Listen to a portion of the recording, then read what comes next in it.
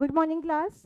तो आज की क्लास में हम शुरू करने वाले हैं सेकेंड चैप्टर जो कि है बायोलॉजिकल क्लासिफिकेशन। ठीक है।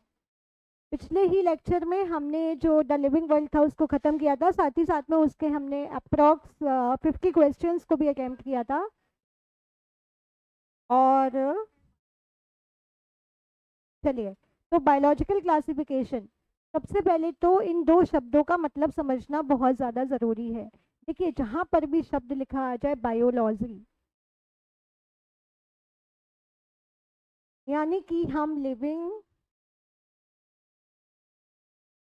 ऑर्गेनिजम्स के बारे में बात कर रहे हैं। ठीक है।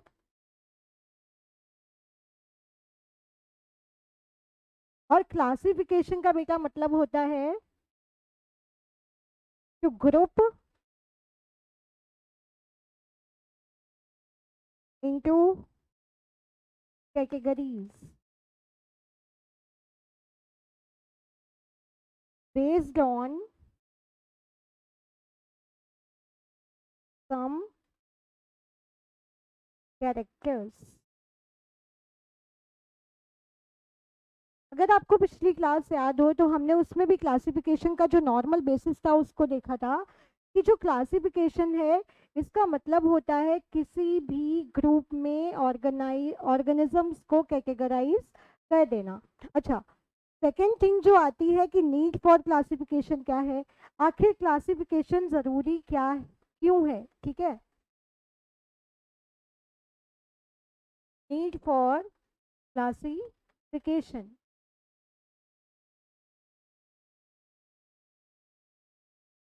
क्लासिफिकेशन करना ज़रूरी क्यों हो गया। कल भी मैंने इसको एक एग्जांपल के साथ आपको बताया था, आज भी मैं उसी एग्जांपल के साथ आपको समझाऊंगी। सपोज दैट आपका कभी भी कोई नॉवल पढ़ने का मन हुआ, ठीक है, तो आप गए किसी भी लाइब्रेरी। अब वहाँ पर दो लाइब्रेरीज आपको देखने को मिली। ठीक है, दो लाइब्रेरीज आपको देखने को मिली। एक वो लाइब्रेरी है जहाँ पे बहुत सारी बुक्स रखी हुई हैं और उनके ऊपर कोई भी कैटेगरी नहीं लगी हुई है। ठीक है, सारी बुक्स जो हैं वो एक साथ रखी हुई हैं। और वहीं जो दूसरी लाइब्रेरी है उसमें प्रॉपर शेल्फ्स बनी हुई हैं। एक तरफ लिखा हुआ है फिक्शन, एक तरफ लिखा हुआ है एकेडमिक्स। ठीक है, एक तरफ लिखा हुआ है जनरल नॉलेज, एक तरफ लिखा हुआ है हिस्टोरिकल। ठीक है, और सारी जो बुक्स हैं वो इन्हीं कैटेगरीज में अरेंज हैं।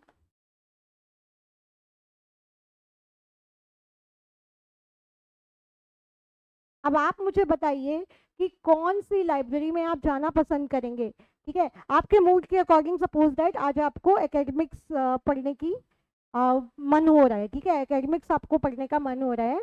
आप अगर आप इस लाइब्रेरी में जा रहे हैं तो आपका बहुत सारा जो टाइम है वो बर्बाद होगा। ठीक है, क्यों बर्बाद होगा, आपको इसमें से छांटना पड़ेगा कि आखिर इसमें से एकेडमिक वाली बुक कौन सी है।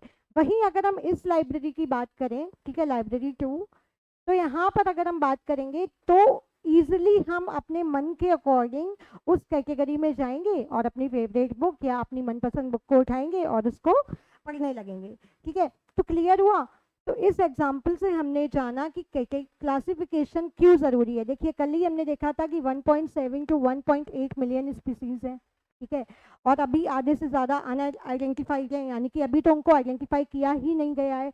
तो क्या किसी भी इंसान के लिए इतनी 1.7 और 1.8 मिलियन को स्पीसीज को स्टडी करना पॉसिबल होगा? नहीं है। ठीक है, ऑलमोस्ट इम्पॉसिबल टू स्टडी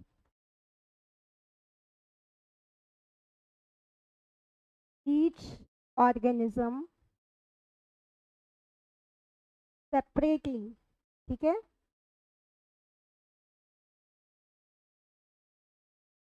हर एक ऑर्गेनिज्म को हम सेपरेटली नहीं पढ़ सकते हैं, यानी कि अलग अलग करके।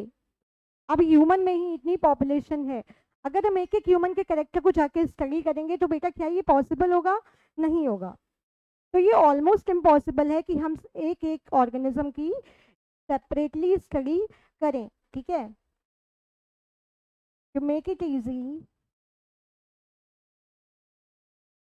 to make it sorry to make it easy, our biologist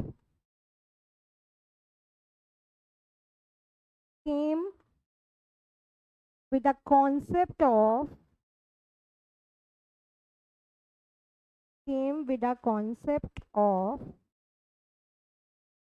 classification,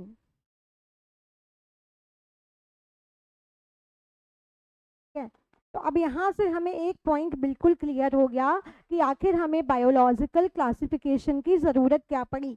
अगर बेटा ये क्लासिफिकेशन नहीं होता तो हम ऑर्गेनिज्म की कैटेगरी को स्टडी नहीं कर पाते। अच्छा, अब क्लासिफिकेशन होगा कैसे? हमने क्या किया कि ऑर्गेनिज्म को देखा, आइडेंटिफाई किया, उसको हमने मैच किया कि उसके जो कैरेक्टर्स हैं वो किससे मैच कर रहे हैं, देन उसको हमने उस किंगडम में रख दिया, ठीक है। तो ये हो गया हमारा नीड ऑफ क्लासिफिकेशन। अब आते हैं हम उस शब्द की बेसिक डेफिनेशन पे कि व्हाट एक्चुअली इज क्लासिफिकेशन, ठीक है। What does the word classify means, ठीक है। तो क्लासिफाई का मतलब हुआ to group things according to similar और different features, structures that they share. मतलब जो लिविंग थिंग्स हैं, जो लिविंग ऑर्गेनिज्म हैं, उनमें कौन सी सिमिलैरिटीज़ हैं और साथ ही साथ में उनमें कौन सी डिससिमिलैरिटीज़ हैं, ऐसे फीचर्स के आधार पर ही हम उनको बेटा क्या करेंगे, क्लासीफाई कर लेंगे, ठीक है। And already we have studied this in previous chapter that science of classification is known as taxonomy. Classification के साथ साथ में क्या हुआ था, आइडेंटिफिकेशन, नॉमेनक्लेचर, कैरेक्टराइजेशन, ठीक है। क्लियर? क्लासिफिकेशन शब्द का मतलब अब सबको पता लग गया। चलिए आगे बढ़ते हैं। अच्छा, अब मैं आपको एक इंटरेस्टिंग सी स्टोरी सुनाती हूँ। सबसे पहला जो क्लासिफिकेशन था वो दिया था Aristotle, also known as father of zoology, ठीक है। एरिस्टोटल ने जो था वो पहला क्लासिफिकेशन दिया था जो कि नॉन साइंटिफिक था। क्या था? नॉन साइंटिफिक था, ठीक है।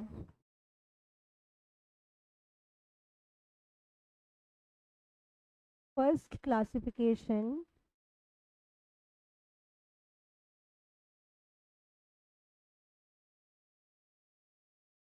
was given by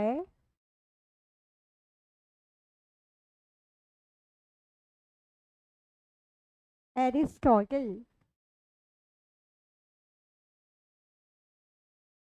ठीक है। पहला जो सिस्टम ऑफ क्लासिफिकेशन था वो एरिस्टोटल ने दिया था, लेकिन इसका कोई भी साइंटिफिक प्रूफ नहीं था। साइंटिफिक प्रूफ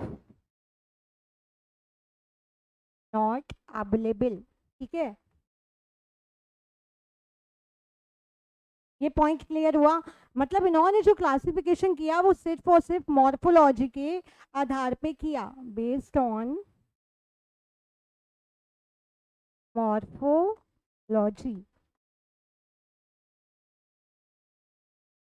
इन्होंने बेटा एरिस्टोटल का जो क्लासिफिकेशन था, इन्होंने ऑर्गेनिज्म को दो पार्ट्स में डिवाइड किया, एक थे प्लांट्स और एक थे एनिमल्स। यानी कि जिनमें मोशन हो रहा है, जो अपना खाना नहीं बना पा रहे हैं प्रॉपर तरीके से, उनको डाल दिया एनिमल्स वाली कैटेगरी में। सिर्फ मॉर्फोलॉजिकल बेसिस के आधार पे था, यहाँ पे कोई भी सेल स्ट्रक्चर वगैरह उन्होंने अकाउंट नहीं किया था। और दूसरी कैटेगरी में इन्होंने रख दिया प्लांट्स को। प्लांट्स को फर्दर इन्होंने हाइट के आधार पे क्लासिफाई किया था, हर्ब, श्रब एंड ट्रीज, ठीक है। छोटी मोटी एकदम, जो एकदम छोटी छोटी निकलती है उसको बोला हर्ब्स, उससे लंबी वाली झाड़ टाइप की जो होती है उसको बोला श्रब, एंड देन जो बड़े वाले पौधे थे उनको उन्होंने बोला ट्रीज, ठीक है। वहीं हम बात करें अगर एनिमल्स की, तो उन्होंने एनिमल्स को भी दो कैटेगरी में डिवाइड किया था, एनिमा और इनेमा। यह एक जिनमें रेड ब्लड होता है और एक जिनमें रेड ब्लड नहीं होता है। आगे वाली स्लाइड पे एनिमल का क्लासिफिकेशन दिया हुआ है। तो इन्होंने बेटा जो क्लासिफिकेशन दिया था, इसमें कोई भी इन्होंने साइंटिफिक चीज को मायने नहीं दिए थे, ठीक है। इन्होंने सिर्फ और सिर्फ मॉर्फोलॉजी के आधार पे ऑर्गेनिजम्स को पूरी दो कैटेगरीज में डिवाइड कर दी थी, plants as well as animals. Plant को फर्दर हर्ब, श्रब और ट्रीज में किया था, एनिमल्स को एनिमा और इनीमा में किया था। Aristotle was the earliest to attempt a more scientific basis for classification of organism, ठीक है। But there was, मैं आगे ऐड कर देती हूँ, but there was no scientific basis to this classification,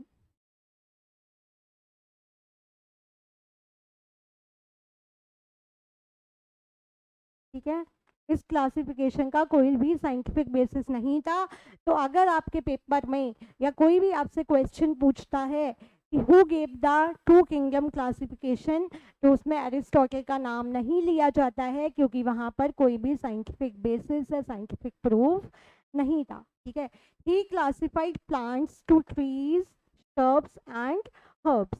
plant को इन्होंने तीन कैटेगरी में डिवाइड किया था, हर्ब, श्रब्स और trees, and animals into two groups, those with red cell और जिनमें रेड ब्लड सेल्स, एक जिनमें लाल खून था और एक जिनमें वाइट यानी कि जिसमें लाल खून नहीं था, ठीक है। इन्होंने एनिमल्स को दो पार्ट्स में डिवाइड किया, रेड ब्लड और वाइट ब्लड, ठीक है। रेड ब्लड में हमारे आ रहे थे मैमल्स, लिजर्ड, बर्ड्स, फिश, ठीक है। और जो कि हमारे वाइट ब्लड थे, उसमें दो तरीके के क्लासिफिकेशन इन्होंने फर्दर किए थे, हार्ड बॉडीड और सॉफ्ट बॉडीड। हार्ड बॉडीड में हमारे आए थे इंसेक्ट्स और सॉफ्ट बॉडीड में हमारे आए थे शेल। एक जिनके पास शेल है और जिनके पास शेल नहीं है। जिनके पास शेल थे एग्जाम्पल था शेल फिश, और जिनके पास शेल नहीं थी उसमें हमारे आ रहे थे जेली फिश, ठीक है। यहाँ पे एनीमा और इनीमा मेंशन नहीं है, मैं उसको मेंशन कर देती हूँ। ये रेड ब्लड वाले हैं और ये वाइट ब्लड वाले हैं, यानी कि कलरलेस या फिर ब्लड में रेड कलर नहीं होगा, ठीक है। तो बेसिकली जो एरिस्टोटल सिस्टम ऑफ क्लासिफिकेशन था, मैं यहाँ पे नोट भी कर देती हूँ और आप लोग भी साथ साथ में नोट करते चलिए। अरिस्टोटल्स क्लासिफिकेशन,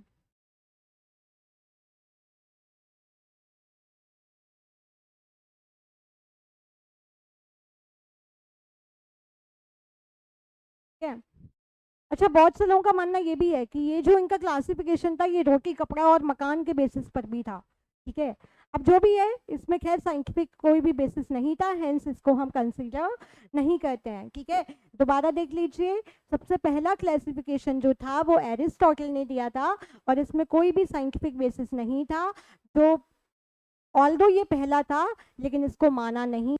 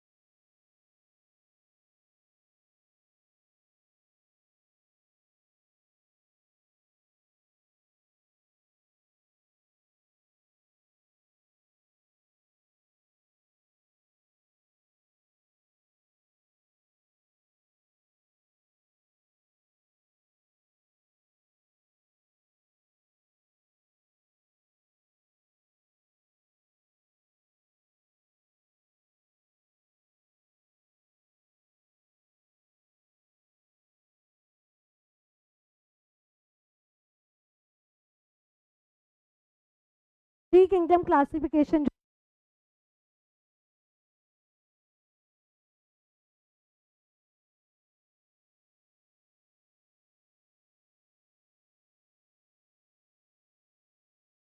जब आप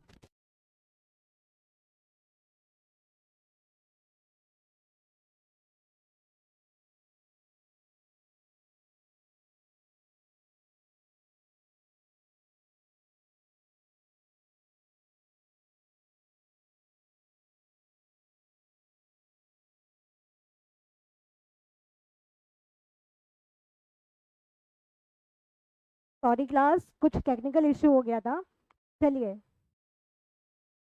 तो जो दो किंगडम क्लासिफिकेशन था, टू किंगडम क्लासिफिकेशन था, ये भी फेल कर गया क्योंकि इसमें बहुत सारे ऐसे ऑर्गेनिज्म थे जिनको एक साथ रख दिया गया, जिनको एक साथ नहीं रखना चाहिए था। उनमें बहुत सारे डिफरेंसेस थे, फिर भी उनको एक कैटेगरी में रख दिया गया। तो ये वाला सिस्टम जो था ये हमारा फेल कर गया। तो इसके बाद में ज़रूरत पड़ी थ्री किंगडम क्लासिफिकेशन की, जो कि दिया था अर्नस्ट हैकल ने। ठीक है, अब इन्होंने बेटा क्या किया, इन्होंने एक नया किंगडम ऐड कर दिया जिसको हमने बोला प्रोडेस्टा। प्रोटेस्टा, प्लांटे और एनिमेलिया। अब इन्होंने बेटा क्या किया, जितने भी यूनिसेलुलर वाले ऑर्गेनिज्म थे, ठीक है, उन सबको उठा के रख दिया प्रोटेस्टा में, और बाकी तो जैसा था वो वैसा चल ही रहा था। प्लांट्स में, प्लांटे में सारे प्लांट्स रखे हुए थे, एनिमल्स में सारे एनिमल्स को रखा हुआ था। हालांकि ये सिस्टम भी फेल कर गया क्योंकि प्रोटिस्टा में रखने जैसे अब फंजाई हो गया, उसको कहाँ ले जाएं हम। ठीक है, उसके बाद में यूनिसेलुलर भी दो तरीके के मिल रहे थे, एक तो यूनिसेलुलर यूकैरियोट और एक यूनिसेलुलर प्रोकैरियोट्स। तो क्या हुआ बेटा कि ये सिस्टम भी फेल कर गया। देन हमारे आए कॉपलैंड इन द ईयर 1956, और इन्होंने दिया फोर किंगडम क्लासिफिकेशन। ठीक है, कौन कौन से चार इन्होंने कर दिए सॉरी, मोनेरा, प्रोडेस्टा, प्लांटे और एनिमेलिया। इन्होंने क्या किया, यूनिसेलुलर जो प्रोकैरियोट थे उनको एक में रखा,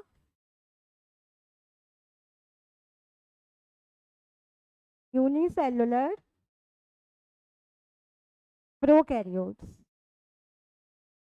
ठीक है, और इसमें रख दिया यूनिसेलुलर यूकैरियोट्स को।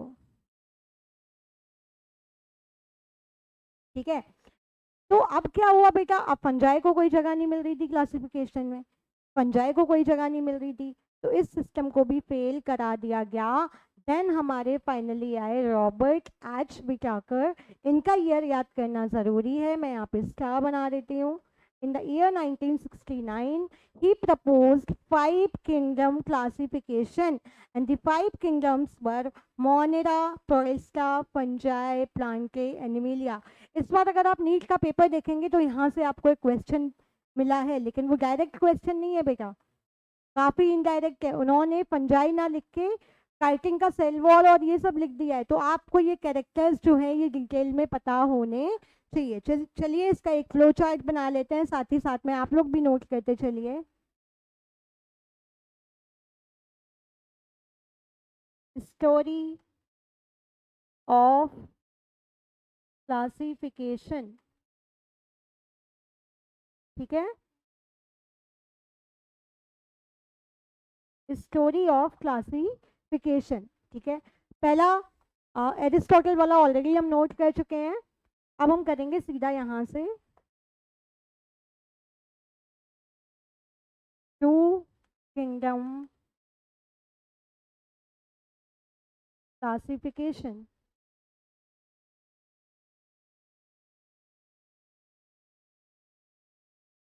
ठीक है, किसने दिया था बेटा,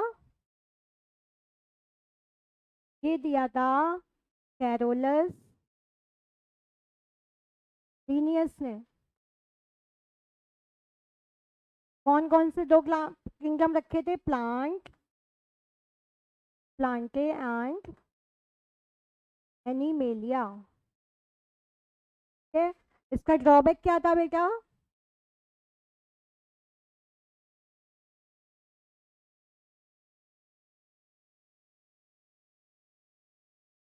बैक्टीरियाज,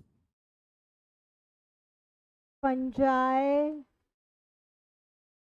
ठीक है, all were kept under single kingdom Plantae. Clear? तो ये था हमारा टू किंगडम क्लासिफिकेशन। किसने दिया? कैरोलस लिनियस ने। प्लांट्स और एनिमल। देन ड्रॉबैक क्या था? Bacterias, fungi, all were kept under single kingdom Plantae. ठीक है,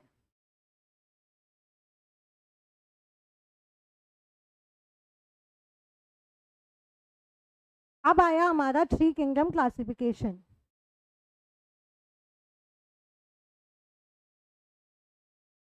किंगडम क्लासिफिकेशन।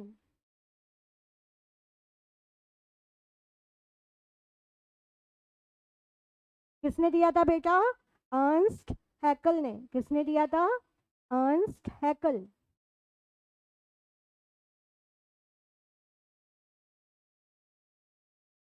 कौन कौन से तीन किंगडम कह दिए थे? Protista, Plantae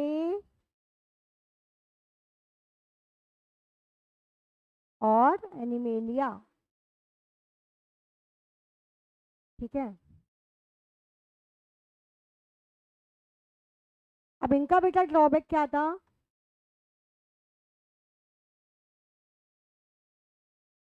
unicellular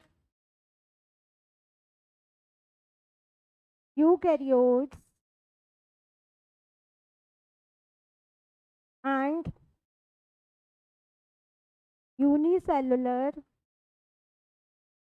prokaryotes were kept under one kingdom।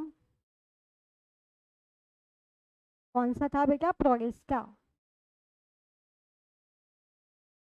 Point clear? और दूसरा इनका ड्रॉबैक बेटा क्या था? Fungi were still lacking place in classification।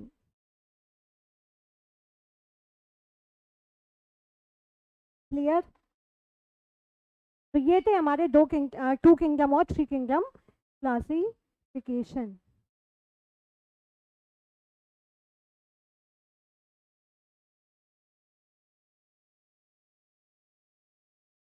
अब हम आते हैं किस पे? Four kingdom classification. जब ये भी फेल कर गया बेटा तो हमारा एग्जिस्टेंस में आया फोर किंगडम क्लासिफिकेशन।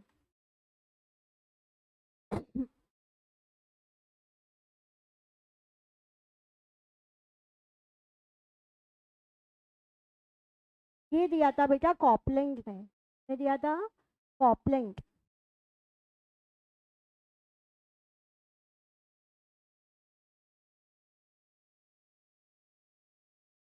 चार किंगडम कौन कौन से थे बेटा? मोनेरा, प्रोटिस्टा, प्लांटे और एनिमेलिया। मोनेरा, प्रोटिस्टा, प्लांटे और एनिमेलिया। ठीक है, तो अब इनका बेटा ड्रॉबैक क्या निकला? इन्होंने क्या किया बेटा? जो यहाँ पे एक प्रॉब्लम आ रही थी कि हम जो ऑर्गेनिजम्स हैं यूनिसेलुलर यूकैरियोट और यूनिसेलुलर प्रोकैरियोट उनको हम एक साथ में रख रहे हैं, इन्होंने इस प्रॉब्लम को भी सॉल्व कर दिया।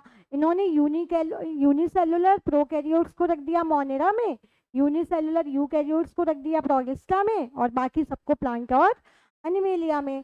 पर यहाँ पे बेटा क्या इशू आया? Drawback.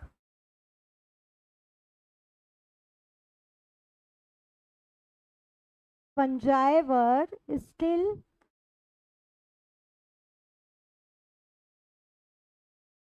not having proper group for classification।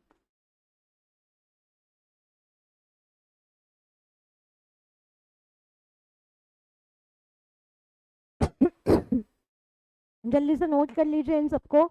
2 kingdom classification, 3 kingdom classification और 4 किंगडम क्लासिफिकेशन।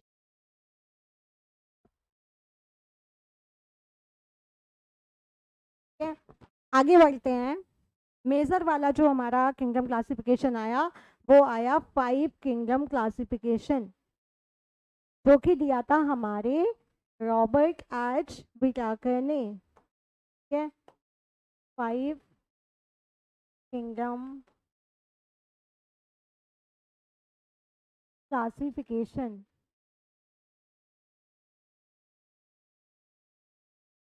किसने दिया था? Robert H Whittaker.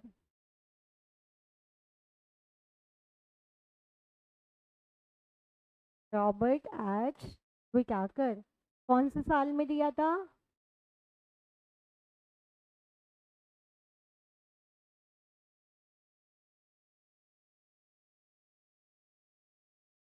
1969 में। ठीक है, अब 5 किंगडम क्लासिफिकेशन जो रॉबर्ट विटाकर ने दिया, ये वाइडली एक्सेप्टेड है। ठीक है, वाइडली एक्सेप्टेड है। इन्होंने 5 किंगडम बेटा कौन कौन से दिए? किंगडम मोनेरा,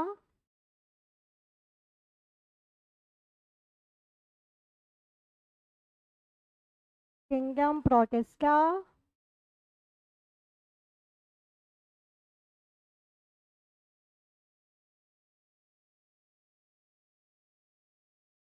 किंगडम फंजाई,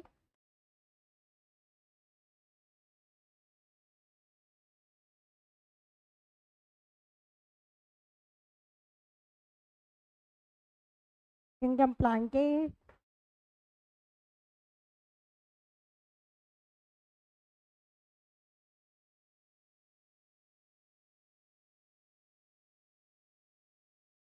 और एनिमेलिया।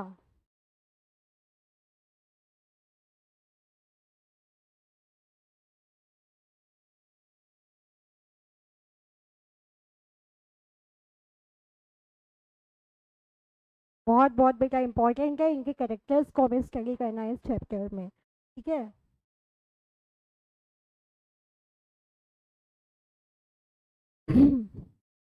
चलिए, उसके बाद में एक 6 किंगडम क्लासिफिकेशन भी आया। नोट कर लीजिए, यहाँ पर लिखा हुआ नहीं है किसने दिया था। ये दिया था कार्ल वोस ने। कार्ल वोस। इन्होंने मोनेरा को ही 2 पार्ट्स में डिवाइड कर दिया था। कौन कौन से? आर्की बैक्टीरिया और यू बैक्टीरिया। ठीक है, अब ये दोनों कैटेगरीज को हम मोनेरा में ही काउंट करते हैं। तो जो 6 किंगडम क्लासिफिकेशन आया था, हालांकि इन्होंने पूरी मेहनत से दिया, लेकिन इसको भी माना नहीं गया। माना कौन सा जा रहा है? हमारा 5 किंगडम क्लासिफिकेशन, जो कि दिया है रॉबर्ट एच विटाकर ने। इन्होंने सिर्फ मोनेरा को ही 2 पार्ट्स में फर्दर डिवाइड कर दिया, बैक्टीरिया और आर्की बैक्टीरिया। ठीक है, प्रोटिस्टा, और बाकी 3 किंगडम वैसे के वैसे ही थे, फंजाई, प्लांटे और एनिमेलिया। ठीक है, अभी हम बहुत अच्छे से बहुत डिटेल में ये सब करेंगे कि आर्की बैक्टीरिया कौन होते हैं, यू बैक्टीरिया कौन होते हैं, प्रोटिस्टा के कॉमन कैरेक्टर्स क्या हैं, डिफरेंट कैरेक्टर्स क्या हैं, फंजाई क्या है, एनिमेलिया क्या है, और प्लांटे क्या है। ठीक है, चलिए आगे बढ़ते हैं। तो ये 6 किंगडम क्लासिफिकेशन भी फेल हो गया। जहाँ पे मैंने ये 5 लिखा है, यहीं पे मैं नोट बना के 6 किंगडम का नोट भी बना देती हूँ।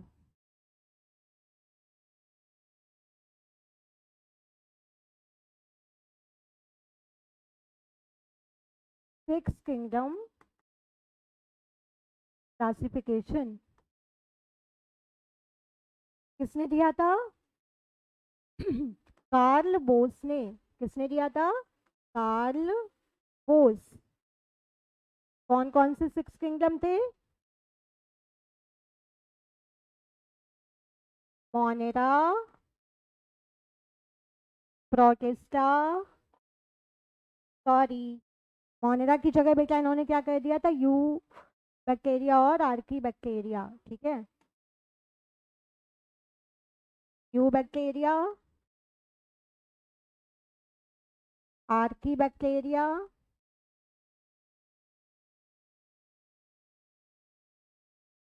Then protista, then fungi, Plantae और एनिमेलिया। तो ये था अपना 6 किंगडम क्लासिफिकेशन, जिसको कि माना नहीं गया। ठीक है, आगे बढ़ते हैं। रॉबर्ट विटाकर, ठीक है, 1920 से लेके 1980 इनका लाइफ ड्यूरेशन था। उसके बाद में इनके बारे में कुछ जान लेते हैं, इनके बारे में इनका इंट्रोडक्शन देख लेते हैं। Dissatisfied with the two kingdom classification, as many single celled organelles did not fit in well in it. For example, Euglena has chloroplast and photosynthesizes like a plant, but is motile and can ingest food like an animal. ऐसे organism को कोई जगह नहीं दी थी, वहीं से इनको एक मोटिवेशन मिला कि नहीं, ये दो किंगडम क्लासिफिकेशन तो बेकार है, हमें फर्दर कुछ और डेवलप कर लेना चाहिए। इन्होंने 3-4 करके देखा, ऑल्दो उनके लिए ऑनर किसी और को किया जाता है, and then finally he came to the conclusion that 5 kingdom system हमें लाना चाहिए क्लासिफिकेशन के लिए। तो इन्होंने किंगडम्स दिए थे, कौन कौन थे बेटा?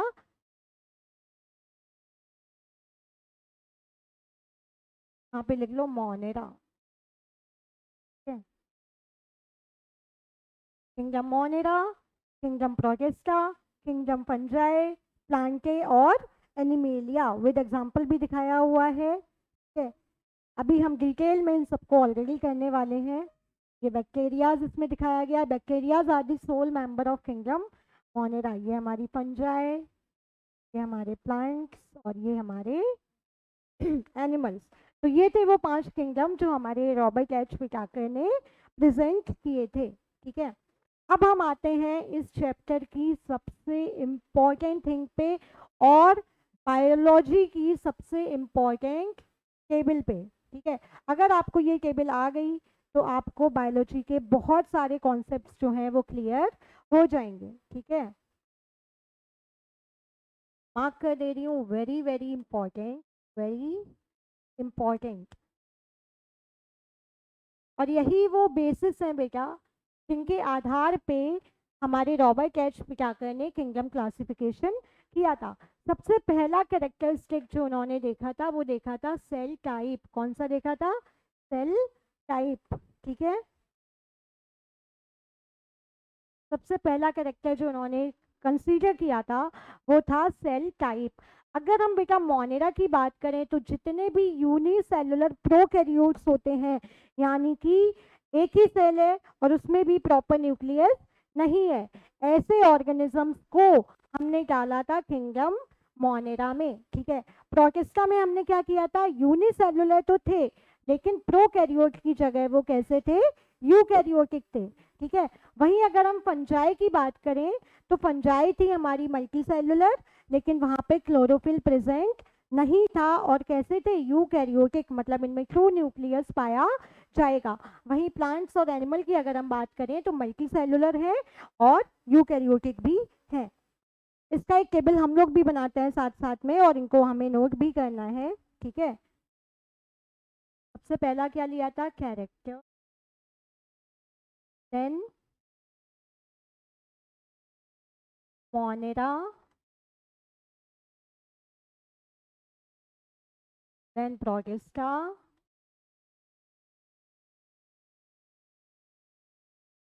then fungi, then comes plant, then comes animals.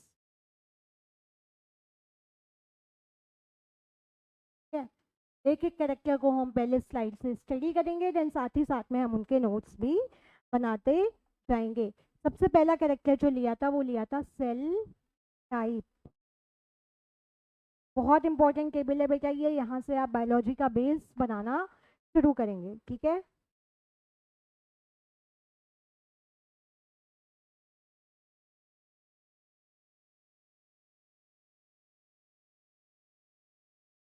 Kingdom monera जो थे इन्होंने इसमें रखे थे सारे यूनिसेलुलर, यानी कि एक सेल वाले ऑर्गेनिज्म, प्लस प्रोकैरियोट। प्रोकैरियोट, कैरियोट, अभी प्रो कैरियोट, यू कैरियोट हम सब कुछ डिटेल में करेंगे, ठीक है, बिल्कुल भी परेशान मत होइए। प्रोटिस्टा में इन्होंने रखे थे यूनिसेलुलर प्लस यूकैरियोट, वहीं फंजाई में इन्होंने रखे थे मल्टीसेलुलर प्लस यूकैरियोट,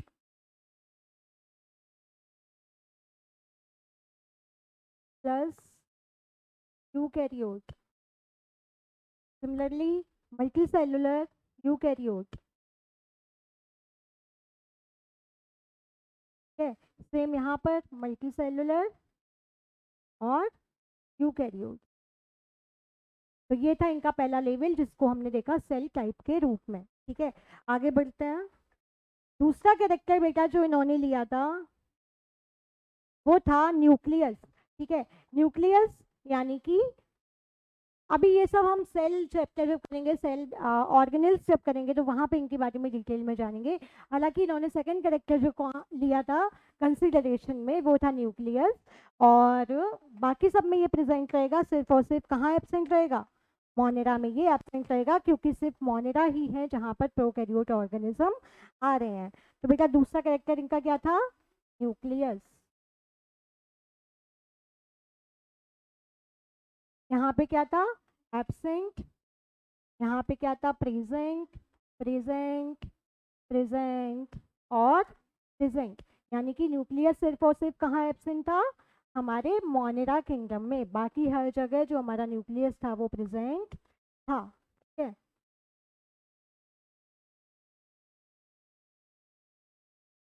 आगे बढ़ते हैं।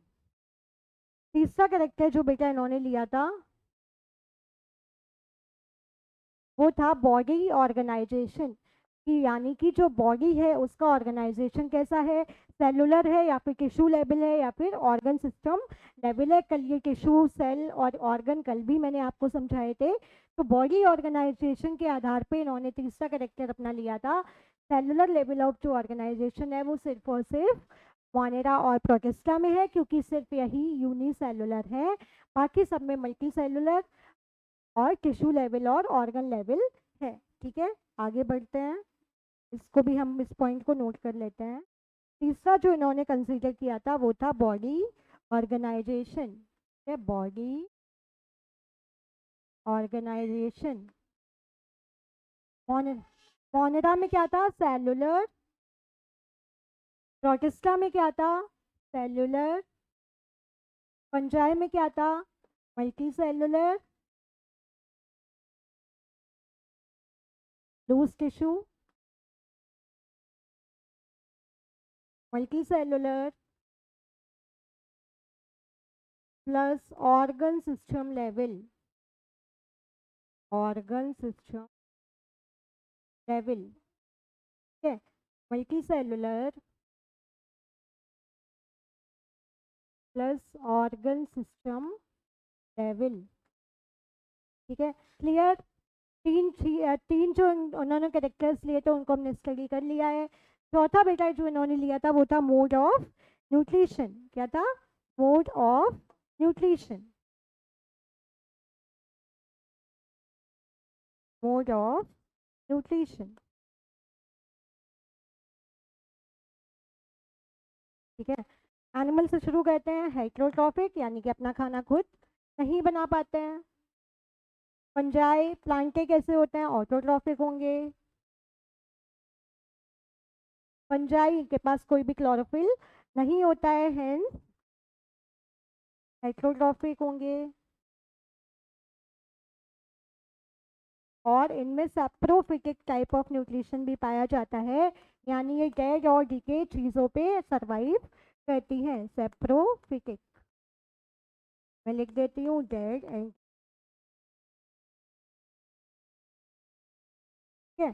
चलिए, उसके बाद में जो प्रोटिस्टा थे बेटा, ये ऑटो भी हो सकते हैं और हेटेरोट्रॉफ भी हो सकते हैं। सेम बैक्टीरिया का था, ऑटो और पैरासिटिक या हेटेरो, ठीक है। तो ये था हमारा मोड ऑफ न्यूट्रिशन, चलिए इसको एक बार स्लाइड से भी हम स्टडी कर लेते हैं। मोड ऑफ न्यूट्रिशन, ऑटो और हेट्रोट्रॉफिक, यहाँ पे आप पैरासिटिक भी ऐड कर लीजिए क्योंकि जो बैक्टीरियाज हैं वो पैरासिटिक मोड ऑफ न्यूट्रिशन को भी शो करते हैं।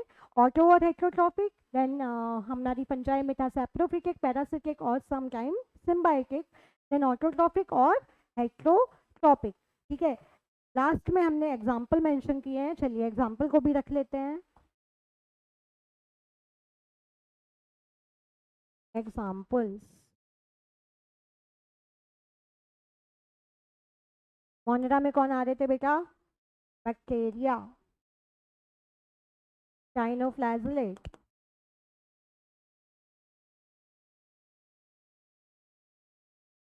अमीबा। ठीक है, वहीं हमारे फंजाई में कौन कौन आ जाएंगे? बहुत सारी है, ईस्ट हो गई, सेक्रोमाइसिस हो गई। ठीक है, इसी का नाम है सेक्रोमाइसिस ईस्ट का दूसरा। प्लांट्स में हमारे एंजियो, जिम्नो, एल्गी। ठीक है, और एनिमल्स में हमारे हो गए मैमल्स, एक्सेट्रा। ठीक है, तो ये बेटा वो टेबल है जो हमारे बायोलॉजी की क्लासिफिकेशन का बेसिस बनाती है। इसमें हमने वो कैरेक्टर्स देखे जो रॉबर्ट एच विटाकर ने काउंट किए थे। अच्छा, ये एनसीईआरटी का एक पैराग्राफ में लेके आई हूँ, इसको पढ़ना ज़रूरी है। ठीक है, और ये मैं करती रहूँगी, कुछ भी पैराग्राफ मुझे एनसीईआरटी का इम्पोर्टेंट लगेगा तो उसको मैं स्लाइड में ऐड करूँगी और उसको हम यहाँ पे स्टडी करेंगे।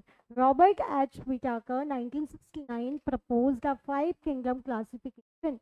The kingdoms defined by him were named Monera, Protista, Fungi, Plantae और Animalia। ठीक है, इस लाइन को लेने का, इस पैराग्राफ को लेने का जो मेन मतलब था वो इस लाइन में लिखा हुआ है।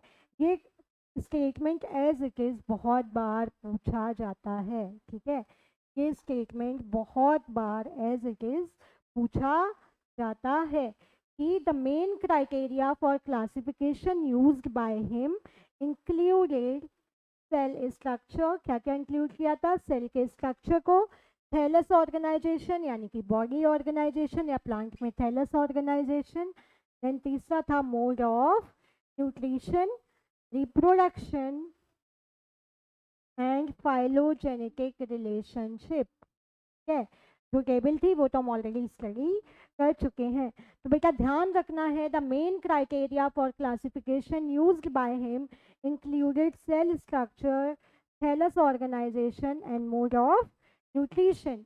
ठीक है, रिप्रोडक्शन और साथ ही साथ में फाइलोजेनेटिक रिलेशनशिप। ठीक है, चलिए मैं यहाँ पे नोट भी कर देती हूँ क्योंकि ये बहुत इंपॉर्टेंट पॉइंट है, यहाँ से क्वेश्चंस आपके बन जाते हैं, आपको देखने को मिल जाएंगे अक्सर। ठीक है, तो the main criteria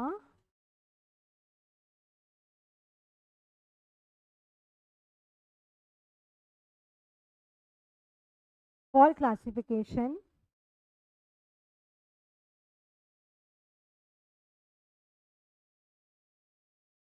used by Whittaker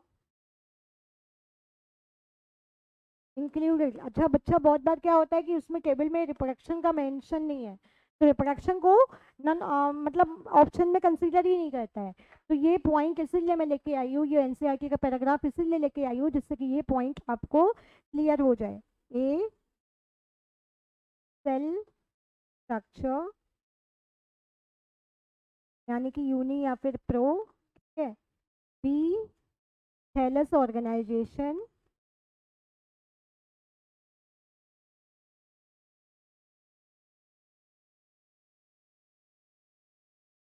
C, mode of nutrition,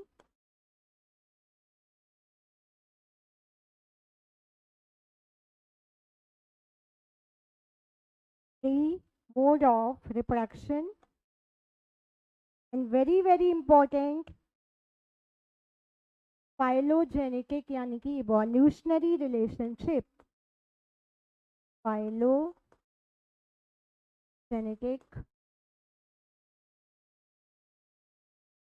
relationship. ठीक है, तो हमारी टेबल में ये दो पॉइंट्स मेंशन नहीं है, इसका मतलब ये नहीं है कि इनको हम कंसीडर नहीं करेंगे। ठीक है, तो ये पैराग्राफ एज इट इज आपको याद कर लेना है। अब हम आते हैं किंगडम मोनेरा पे, ठीक है, किंगडम मोनेरा।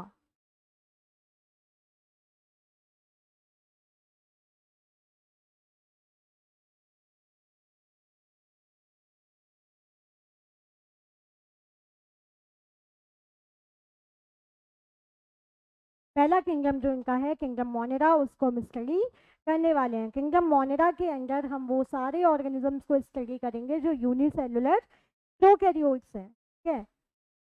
द मोनेरा, सबसे पहली लाइन जो आपको याद करनी है, bacterias are the sole member of kingdom monera. जो भी इंपॉर्टेंट पॉइंट्स होंगे एक्स्ट्रा में वो मैं यहाँ पे साइड बाय साइड नोट करती जाऊंगी, ठीक है।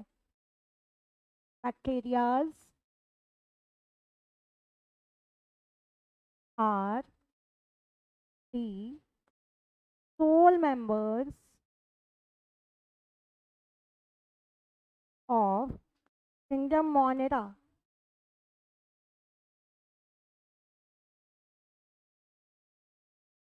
ठीक है, यानी कि किंगडम मोनेरा के जो सोल मेंबर्स हैं वो हैं हमारे bacterias. They are commonly called bacterias, ठीक है। तो कहीं कहीं ना ये क्लासिफिकेशन में मोनेरा ना लिख के बैक्टीरिया भी मार्क कर देते हैं। They are prokaryotic organisms, the genetic material is dispersed in the cytoplasm. Prokaryotic है यानी कि यहाँ पे न्यूक्लियस प्रॉपर नहीं है, नॉट टू न्यूक्लियस, इसलिए इनका जो जेनेटिक मटेरियल है वो प्रॉपरली अरेंज होने की जगह साइटोप्लाज्म में स्कैटर्ड रहता है। They are unicellular being of very small size 3 to 5 nanometre. और ये बेटा कॉस्मोपॉलिटन होते हैं। कॉस्मोपॉलिटन का मतलब क्या हुआ? हर जगह सरवाइव कर सकते हैं, हार्श बिहेवियर में भी ये सरवाइव कर सकते हैं।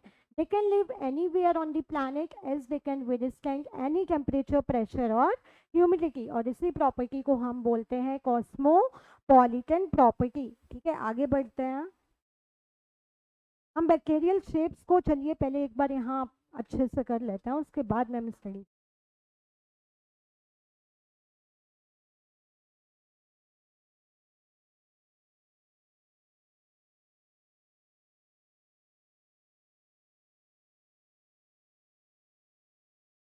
फोकस, बैसिलस,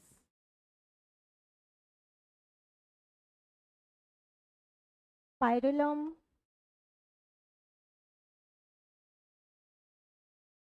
और विब्रियो।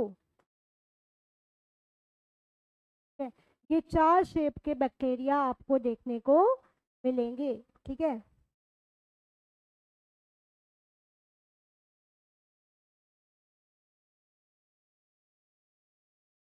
फोकस यानी कि राउंड शेप,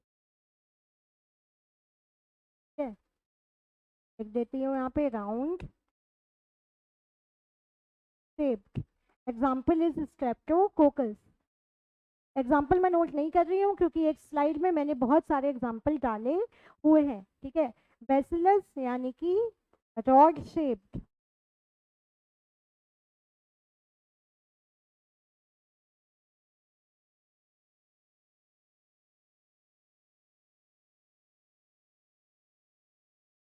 ठीक है, रॉड शेप्ड या फिर सिलेंड्रिकल शेप्ड। वहीं हम स्पाइरलम की बात करेंगे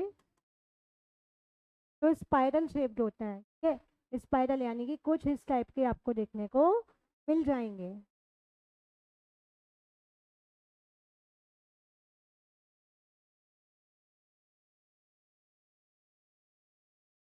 सबने स्पाइरल बाइंडिंग वाली कॉपी देखी होंगी ना, सबके पास वो कॉपीज होती हैं स्पाइरल बाइंडिंग वाली, प्रैक्टिकल फाइल्स होती हैं जो कि ऐसे ऐसे इसमें तार टाइप का लगा होता है, तो उसी शेप के ये बैक्टीरियाज होते हैं। विब्रियो यानी कि कॉमा शेप्ड,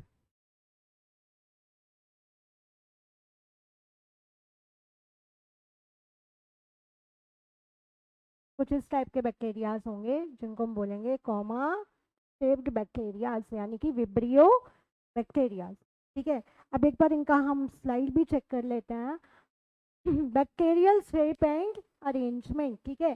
पहले कोकस यानी कि राउंड, और अगर 2 राउंड स्ट्रक्चर मिल रहे हैं तो डिप्लोकोकाई, और बहुत सारे मिल रहे हैं तो स्ट्रेप्टोकोकाई। ठीक है। वही बैसिलस यानी कि रॉड शेप्ड, ठीक है, लिखती आती हूँ, rod shaped, round shaped,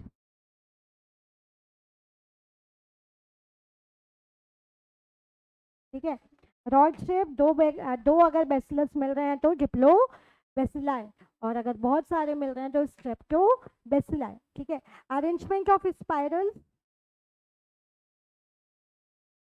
spirochaetes, spirilla, helical shaped, और corkscrew form, corkscrew form यानी कि स्प्रिंग जैसा होगा। ठीक है, कैसा होगा, स्पाइरल लाइक। वही विब्रियो यानी कि कॉमा शेप्ड।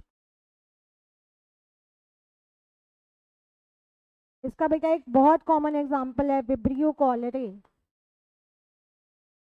जो कि कॉलेरा कॉज करता है। ठीक है।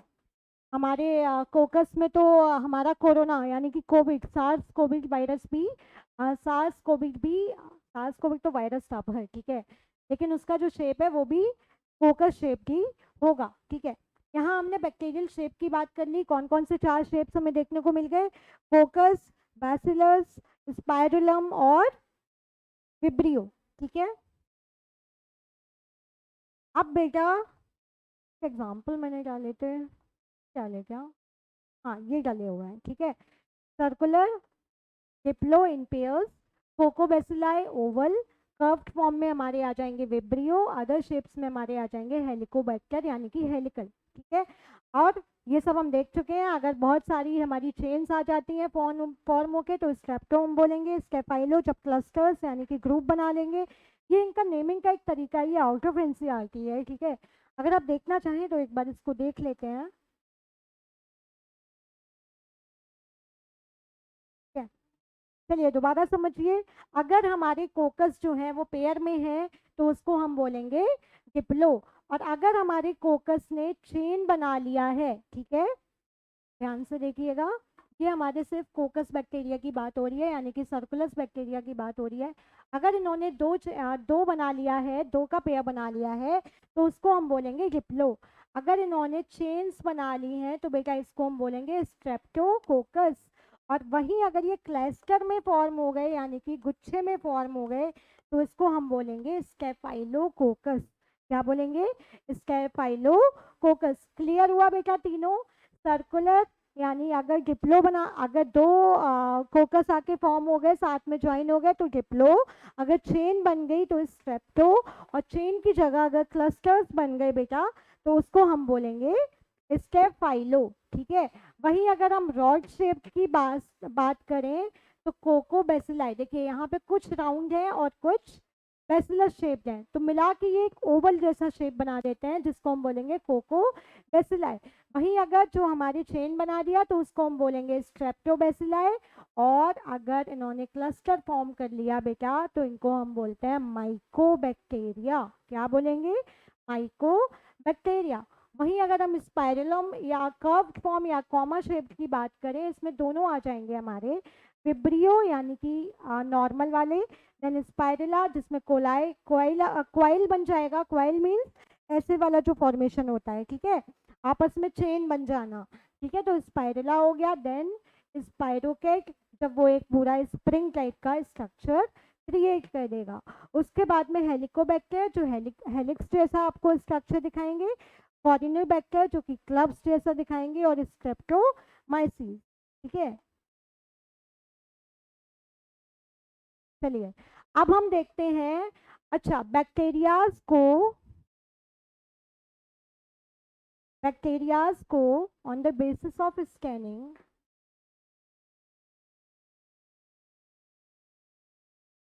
the basis of scanning, bacterias को हम 2 पार्ट्स में डिवाइड करेंगे, ग्राम पॉजिटिव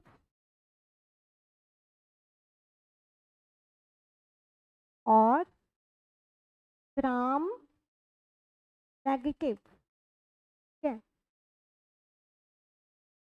और एक on the basis of shape हम कर चुके हैं, on the basis of shape, ठीक है। कितने थे बेटा? 4 थे। कौन कौन से थे? फोकस, बेसिलस, स्पाइरलम और विब्रियो, ठीक है। तो ये वाला क्लासिफिकेशन हम कर चुके हैं, ये वाला अभी हम इसको कंप्लीट करेंगे। और कल जो बेसिक वाला हमारा जो बैक्टीरियाज का रह जाएगा, जिसमें हम बैक्टीरियाज को 2 पार्ट्स में डिवाइड करेंगे, यू बैक्टीरिया और आर्की बैक्टीरिया।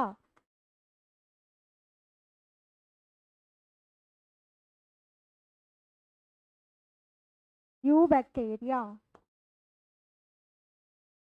और साथ ही साथ में माइकोप्लाज्मा, अलग है ये, ठीक है। यू बैक्टीरिया में काउंट मत कर लेना।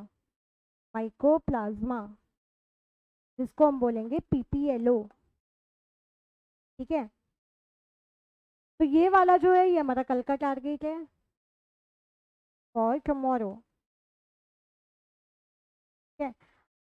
बाकी ये जो ग्राम स्केलिंग के आधार पे हमने किया है, ग्राम पॉजिटिव और ग्राम नेगेटिव बैक्टीरिया, इसको हम अभी फिनिश करेंगे, ठीक है। अब बैक्टीरिया 2 तरीके के होंगे, एक वो जो स्टेन को अपने ऊपर ले लेंगे, एक वो जो स्टेन को अपने ऊपर नहीं लेंगे। जो स्टेन को अपने ऊपर ले रहे हैं उन बैक्टीरिया को हम बोलेंगे ग्राम पॉजिटिव बैक्टीरिया, और जो स्टेन को नहीं लेंगे उनको हम बोलेंगे ग्राम नेगेटिव बैक्टीरिया, ठीक है। कुछ हम डिफरेंसेस देख लेते हैं ग्राम पॉजिटिव और ग्राम नेगेटिव बैक्टीरिया में। बेटा ये भी इंपॉर्टेंट टॉपिक है, यहाँ से भी आपको क्वेश्चन देखने को मिल जाएंगे, ठीक है। चलिए, ग्राम पॉजिटिव बैक्टीरिया। अच्छा आप मुझे बताइए, बाद में बताइएगा, पहले मैं थोड़े से एग्जांपल इसके क्लियर कर देती हूँ। Gram positive bacteria simple cell wall, यानी कि ग्राम पॉजिटिव बैक्टीरिया जो रहेंगे उनकी सेल वॉल सिंपल रहेगी। अच्छा आप मुझे बताइए, आप बताइए, ठीक है। होली का फेस्टिवल जो अभी निकल के गया है, 2 तरीके के लोग हैं, ठीक है, 2 बॉयज हैं। एक ने काफी पतला कुछ कॉटन का टी शर्ट डाला हुआ है और एक ने काफी थिक अपने ऊपर कोई कपड़ा रखा हुआ है। अब आप मुझे बताइए कि कलर, जो होली में हमने कलर वगैरह खेले, तो कलर किस पे इजीली ज्यादा विजिबल होगा? जिसने सिंपल एक कॉटन की टी शर्ट डाली हुई है। तो ग्राम पॉजिटिव बैक्टीरिया जो कि स्टेनिंग को ले रहे हैं बेटा, इनकी सेल वॉल काफी ज्यादा सिंपल होती है। वहीं जो ग्राम नेगेटिव बैक्टीरिया है, इनकी सेल वॉल कॉम्प्लेक्स होती है, ठीक है। क्लियर ये पॉइंट? ये इस एग्जाम्पल से याद रखना कि जो कलर ले रहे हैं यानी उन्होंने कुछ हल्का ही पहना होगा, ठीक है। तो इनकी सेल वॉल जो है वो सिंपल है, thick peptidoglycan cell wall layer. अब यहाँ से क्या आया? स्पंज देखा है आप लोगों ने? स्पंज देखा होगा, ठीक है। जब उस स्पॉन्ज में हम पानी भरते हैं, ठीक है, और एक नॉर्मल है, एक स्पॉन्ज है और एक पतला वाला कुछ है, ठीक है। अब आप मुझे बताइए, जब हम कलर डालेंगे तो कलर कौन ज्यादा ऑब्जॉर्व करेगा? ये ज्यादा ऑब्जॉर्व करेगा, ऑब्वियस सी बात है। ये तो हो सकता है कि इसके आर पार भी हो जाए, ठीक है। तो जो ग्राम पॉजिटिव बैक्टीरिया है, इनकी जो पेप्टिडोग्लाइकन की सेल वॉल लेयर है वो काफ़ी थिक होती है, और जो हमारे ग्राम नेगेटिव बैक्टीरिया है, इनकी जो पेप्टिडोग्लाइकन की सेल वॉल है वो काफ़ी थिन होती है, ठीक है। उसके अलावा ग्राम पॉजिटिव बैक्टीरिया में कोई भी बाहरी लिपोपॉलीसेकेराइड वॉल लेयर नहीं होगी, और यहाँ पे आउटर लिपोपॉलीसेकेराइड वॉल लेयर आपको दिखेगी, ठीक है। उसके बाद में जो ग्राम पॉजिटिव बैक्टीरिया हैं वो क्रिस्टल वॉयलेट कलर को ले लेंगे, वाइल ये जो है ये सेफ्रेनिन को रिटेन कर देंगे, ठीक है। अब ये जब इनके ऊपर हम स्टेनिंग करेंगे तो ये ब्लू या पर्पल दिखेंगे, और ये पिंक या रेड दिखते हैं। क्लियर? सारी डिफरेंसेस क्लियर? इनके कुछ एग्जांपल्स भी हम देख लेते हैं। ग्राम पॉजिटिव बैक्टीरिया में हमारा आएगा स्टेफाइलोकोकस, ये सारी वेराइटीज स्टेफाइलोकोकस की जितनी भी वेराइटीज हैं, इनकी जितनी भी स्पीसीज हैं, वो सारे के सारे हमारे ग्राम पॉजिटिव बैक्टीरिया में आ जाएंगे। ठीक है। वहीं अगर हम ग्राम नेगेटिव की बात करें, सैल्मोनेला टाइफाई इसका पॉजिटिव ऑर्गेनिज्म है, टाइफॉइड का। ठीक है। देन सैल्मोनेला टाइफीम्यूरियम, इसको हम काफ़ी डिटेल में पढ़ेंगे, कब? जब हम बायोटेक करेंगे। ठीक है। Then Pseudomonas aeruginosa, Pseudomonas fluorescens, then Proteus vulgaris, Proteus mirabilis, then Klebsiella pneumoniae, Enterobacter aerogenes, Acinetobacter और इशेरिया कोलाई और सेरेटिया स्पीसीज। ठीक है। तो ये सारे जो हैं ये हमारे ग्राम नेगेटिव बैक्टीरिया हैं। तो बेसिकली जो कॉमन बैक्टीरियाज हम लोग पढ़ते हैं वो सारे के सारे ग्राम नेगेटिव ही हैं। वहीं ग्राम पॉजिटिव में कौन कौन है? स्टेफाइलोकोकस की सारी स्पीसीज। क्लियर हुआ? तो आज की क्लास का एक क्विक जल्दी से एक रिवीजन ले लेते हैं। ठीक है। द बायोलॉजिकल क्लासिफिकेशन, जिनमें हमने लिविंग ऑर्गेनिज्म को कैरेक्टराइज किया था। वही नीड फॉर क्लासिफिकेशन क्या था? ये मैंने एक लाइब्रेरी के एग्जांपल से आपको समझाया था कि हमारी इस प्लैनेट पे 1.7 टू 1.8 मिलियन स्पीसीज हैं और हर एक स्पीसीज को अलग अलग पढ़ना पॉसिबल नहीं है, इसलिए उनको ग्रुप्स में डालना बहुत ज़्यादा ज़रूरी हो जाता है। ठीक है। जिससे कि हम उनको ईजिली आइडेंटिफाई कर सकें।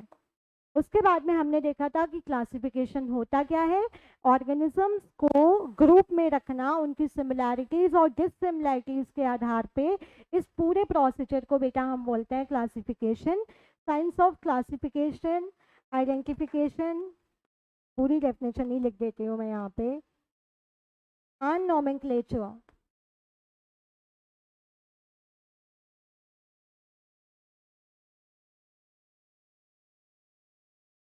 Is known as taxonomy. Then हमने देखा था अरिस्टोटल का क्लासिफिकेशन, और जो अरिस्टोटल का क्लासिफिकेशन था, ऑल्दो वो पहला क्लासिफिकेशन है लेकिन इसका कोई भी साइंटिफिक बेसिस नहीं था, इसलिए इसको हमने माना नहीं। इन्होंने क्या किया कि रोटी कपड़ा और मकान के आधार पे कुछ लोग बोलते हैं, कुछ लोग बोलते हैं मॉर्फोलॉजी के आधार पे ऑर्गेनिज्म को दो पार्ट में डिवाइड किया, प्लांट और एनिमल। प्लांट को इन्होंने फर्दर हर्ब्स, श्रब्स और ट्रीज में डिवाइड किया based on height, based on height. वही एनिमल्स को उन्होंने एनीमा और इनीमा में डिवाइड किया, एनिमा जिनके पास रेड ब्लड है और इनीमा जिनके पास रेड ब्लड नहीं है। ठीक है। उसके बाद में हमने एरिस्टोटल के पूरे क्लासिफिकेशन को एक पेज पे नोट कर लिया था with drawbacks. Plant again herbs, shrubs and trees based on the height. Animals को दो पार्ट्स में डिवाइड किया था, एनिमा और इनीमा। ठीक है। एनिमा जो थे वो विद रेड ब्लड थे, मैमल्स रेप्टाइल आ रहे थे। इनीमा जो थे वो विदाउट रेड ब्लड थे। अब इसमें भी इन्होंने दो पार्ट्स में डिवाइड किया था, hard body insects, hard body, और इसको मैं अच्छे से एक बार नोट कर देती हूँ।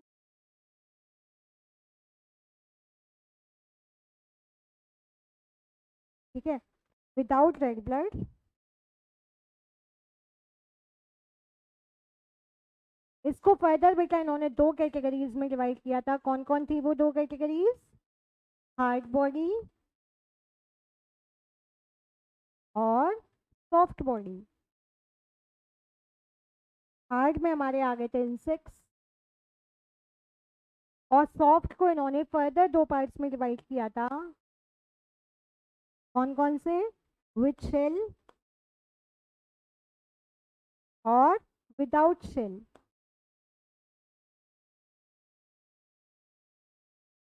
विथ शेल में हमारे आ गई थी शेल फिश, और विदाउट शेल में हमारी आ गई थी जेली फिश। ठीक है। तो ये एरिस्टोटल का पूरा क्लासिफिकेशन था। उसके बाद में हमने देखा था इसी का slide, and then we came across more kingdom classifications, जिसमें दो किंगडम क्लासिफिकेशन के लिए हमने क्रेडिट किया कैरोलस लिनियस को, जिसमें कि दो किंगडम थे, प्लांटी और एनिमेलिया। ठीक है। वही ड्रॉबैक्स हमने इसके देखे थे कि जो ब्रो कैरियोट्स थे, यानी कि bacteria, cyanobacteria, fungi, mosses, sponge, gymnosperm, angiosperm, इन सबको हमने प्लांट में रख दिया था, और सिर्फ एक ही हमने बेसिस लिया था कि सेल वॉल का प्रेजेंस, इसलिए सेल वॉल के आधार पे। अच्छा, मैं यहाँ पे ये नोट कर देती हूँ। इनका बेसिस क्या था? On the basis of cell wall. Clear? ठीक है, तो इनका बेसिस जो था वो सेल वॉल था, और साथ ही साथ इन्होंने बैक्टीरिया, जिम्नोस्पर्म, क्लेमाइडोमोनास, स्पाइरोगायरा, इन सबको ही उठा के एक ही कैटेगरी में रख दिया जो कि था प्लांट्स। ठीक है, उसके बाद में इन्होंने फंजाई और ऑटोट्रॉपिक ग्रीन प्लांट में भी कोई डिफ्रेंशिएट नहीं किया था। उसके बाद में बेटा हमारा आया टू किंगडम क्लासिफिकेशन, जिसके लिए हम क्रेडिट करते हैं कैरोलस लीनियस को।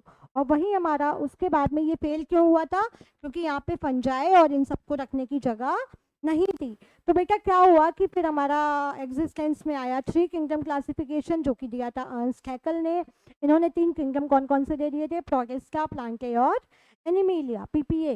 ठीक है, उसके बाद में हम देखा हमने कि ठीक है, प्रोटिस्टा में हमने सारे यूनिसेलुलर को रख दिया, लेकिन जैसे जैसे ऑर्गेनिज्म की डिस्कवरी हुई हमें पता लगा कि यूनिसेलुलर भी दो तरीके के हमें देखने को मिल रहे हैं। एक तो यूनिसेलुलर यूकैरियोट्स है और एक प्रोकैरियोट है, तो उन सबको एक ही कैटेगरी में रखा गया था। मोर ओवर दूसरे पॉइंट पे चलते हैं, यहाँ पे फंजाई को कोई भी रखने की जगह नहीं मिली थी, तो ये सिस्टम भी फेल कर गया।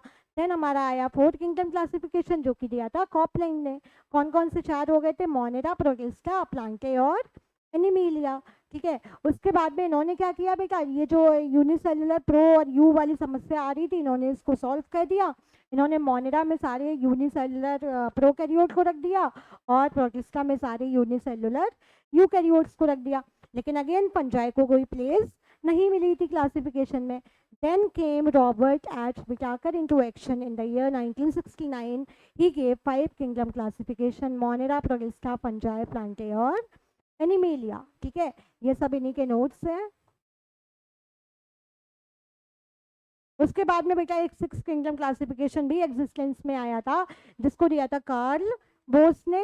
और इन्होंने क्या किया था? कुछ नहीं किया था, सिर्फ मोनेरा को ही दो पार्ट्स में डिवाइड कर दिया था, जो कि हम अभी भी पढ़ते हैं, यूकैरियोट्स और प्रोकैरियोट्स। तो साइंटिस्ट ने फर्दर बताया कि यू और आर की बैक्टीरिया को अलग करने की जगह अब जरूरत ही नहीं है, क्योंकि उनको मोनेरा में ऑलरेडी स्टडी कर रहे हैं। ठीक है, इसके बाद में ये किंगडम क्लासिफिकेशन भी फेल हो गया, यानी कि आज की डेट में हम फाइव किंगडम क्लासिफिकेशन को ही मानते हैं। ठीक है, कौन कौन से फाइव थे?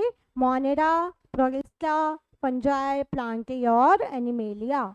ठीक है, उसके बाद में हमने वो टेबल देखी थी, कौन कौन से बेटा कैरेक्टर्स थे? सेल टाइप था, देन न्यूक्लियस था, देन बॉडी ऑर्गेनाइजेशन था, मोड ऑफ न्यूट्रिशन था और एग्जाम्पल भी था। अच्छा, इसमें हम एक और पॉइंट भी नोट कर लेते हैं, सेल वॉल। सेल वॉल बेटा यहाँ पे प्रेजेंट भी हो सकती है और एब्सेंट भी हो सकती है। सिमिलरली यहाँ पे प्रेजेंट भी होगी और एब्सेंट भी हो सकती है, कुछ कुछ में पाई जाएगी, कुछ कुछ में नहीं पाई जाएगी।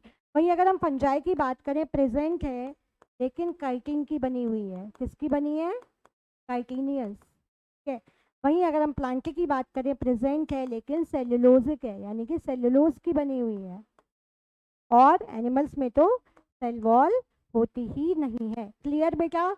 ये पॉइंट क्लियर हुआ। हमने इसमें एक सिक्स्थ वाला पॉइंट और मेंशन कर दिया है, जो कि है सेल वॉल प्रेजेंट भी हो सकती है, एब्सेंट। अच्छा, यहाँ पर एक और पॉइंट भी डाल लेते हैं, रिप्रोडक्शन। ठीक है, सेवेंथ। मेरी टेबल कहाँ है? मैं उसमें ऐड कर देती हूँ ना।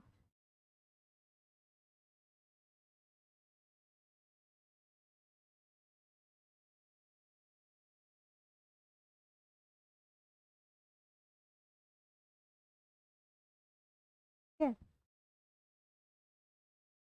इसी टेबल में हम ऐड कर लेते हैं। क्या था पहला? सेल वॉल प्रेजेंट और एब्सेंट, प्रेजेंट और एब्सेंट।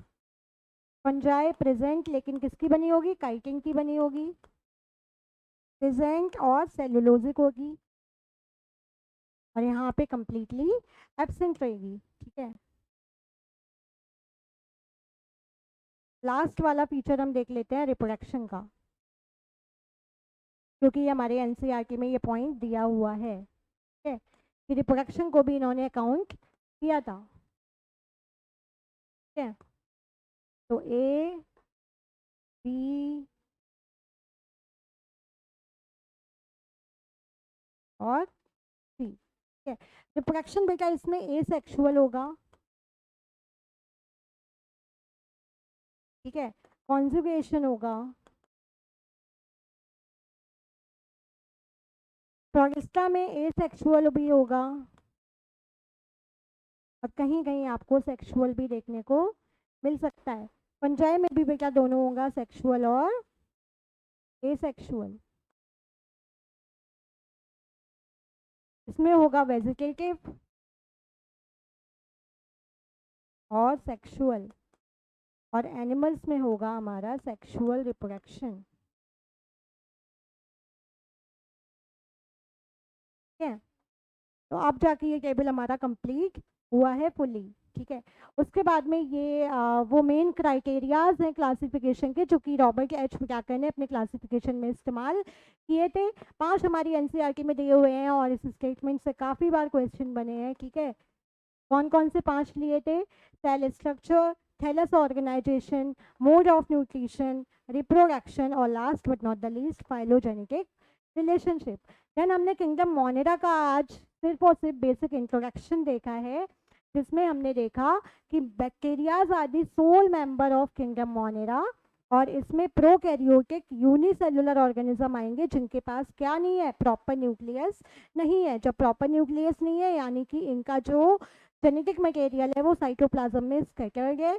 इनका साइज काफ़ी स्मॉल होता है, कितना? 3 to 5 नैनोमीटर। ये किसी भी टेम्परेचर में सर्वाइव कर सकते हैं, हेंस इनको हम कॉस्मोपॉलिटन भी बोलते हैं। उसके बाद में बैक्टीरिया को शेप के आधार पे 4 कैटेगरीज में डिवाइड किया गया है: कोकस, बैसिलस, स्पाइरुलम और vibrio.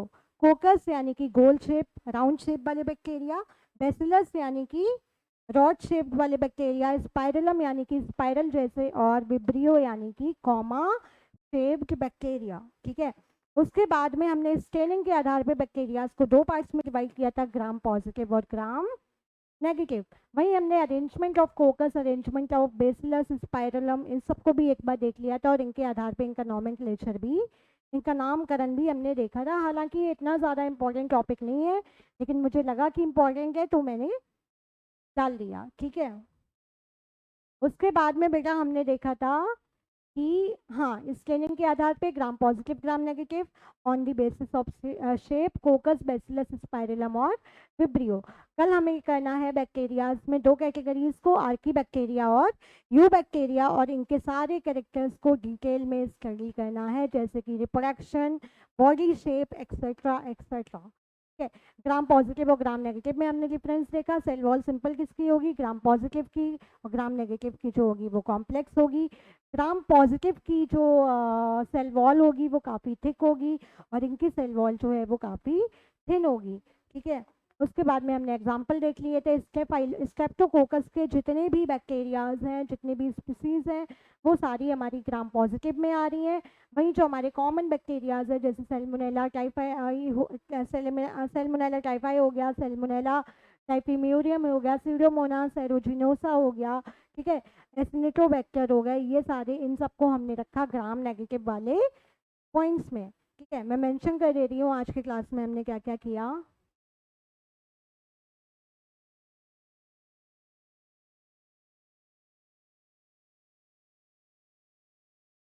Summary, classification, need for classification,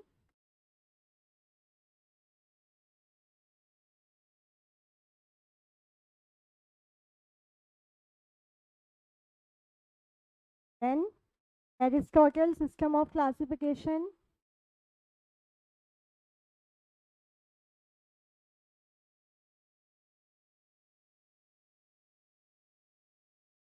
two kingdom classification,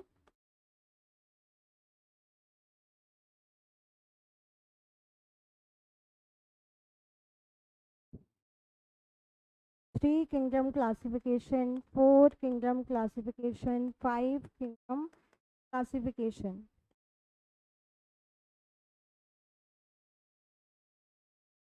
ठीक है, उस टेबल को हमने स्टडी किया था। जिसमें हमने कैरेक्टर्स देखे थे, characters taken by RH Whittaker. ठीक है, उसके बाद में हमने किंगडम मोनेरा शुरू किया था।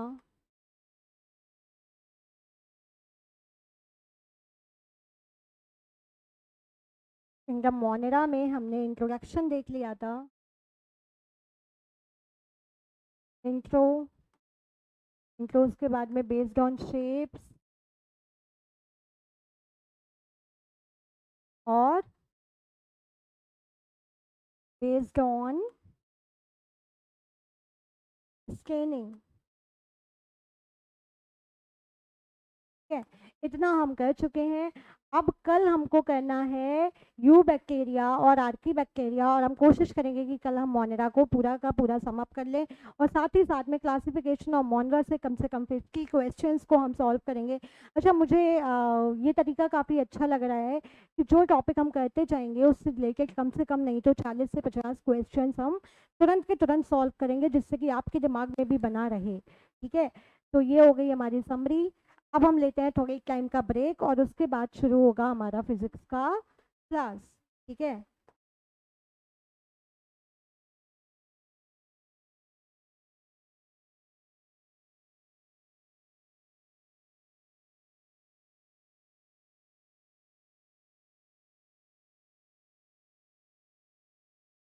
Okay, thank you class. तो कल मिलते हैं फिर, और कल हम मोंडा को पूरा समाप्त करेंगे, साथ ही साथ में 50 क्वेश्चंस को सॉल्व करेंगे। Thank you.